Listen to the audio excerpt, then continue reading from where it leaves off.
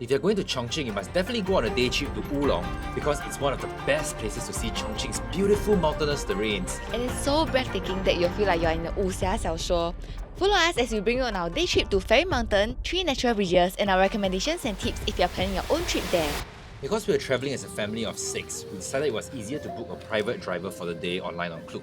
The car we chose was a comfort vehicle, and I contacted the tour operator and driver 2 days before the trip to confirm our itinerary, and they even helped us buy tickets to the Jingqus online.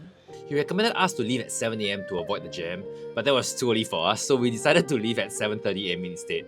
He picked us up from our hotel, and along the way he introduced us to many interesting facts about Chongqing. Which you probably don't remember because you were sleeping, right? But anyway, he told us why it's known as the Wudu City of Fog, because one time of the year is foggy, and also how it's known as the City of Bridges with over 10,000 bridges and also hundreds of new ones built every year. The drive to Wulong was about 2 to 3 hours, and we stopped along the way at a rest stop to eat our breakfast and enjoy the cold for a bit. And our first stop was Xian Nv Shan Fairy Mountain. The entrance ticket is 50 RMB per pax, and because we bought online, we just show our passports to go in. We also bought tickets for the Xiaohuoche, which is 25 RMB per pax, to bring us directly to the different attractions, because we didn't want to walk, but I guess you can also choose to walk too. My friend came here earlier in January and said that the snow was amazing and he really recommended us to come to this place, so I was so excited to see how it looked like. But when we arrived, there was no snow. There was no grass. It was just barren land, and the scenery was so underwhelming. I think we were all quite disappointed here. The only cute thing here was like the llama, which was also kind of sad because they are forced to work and also take photos with people.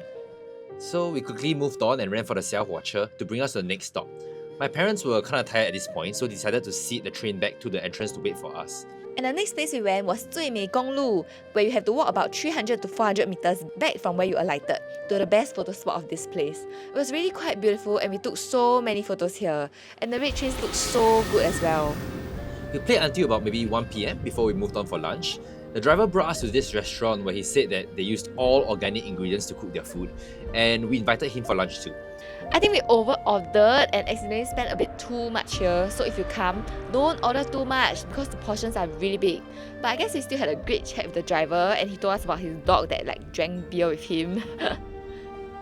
And next stop was Tian Sheng San Qiao, 3 natural bridges. Apparently they shot Transformers here too. And this was the part of the trip that I was most looking forward to because I saw so many nice photos of this place.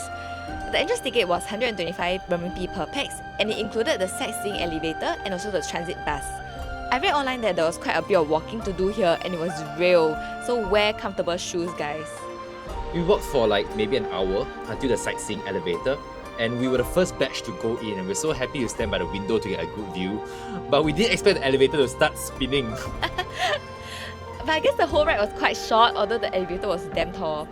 And what was interesting was that there's a lot of free photo stations at the best photo spots of this place, so they'll help you take photos for free, and you can get a small version at the end as keychains, which we'll show you later.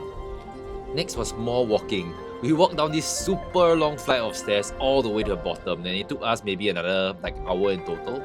So if you're bringing your parents here, you should warn them about this too.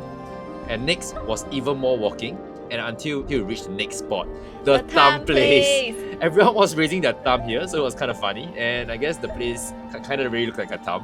Yeah! Beside this was the iconic scenery of Wulong that really looked like we are in the Wuxia Xiaoshuo hidden away in the mountains. The natural scenery and landform was so majestic, from the big mountains to the valleys to the river. Every turn and every angle just looked so breathtaking. I think our photos and videos don't do it justice, so I really recommend you to make a trip down here to experience it for yourself. And of course, there was more walking till the end. So if you're tired, you can consider sitting on one of these and they can carry you straight to the exit. And near the exit was a little hut for you to collect your photos where you took just now.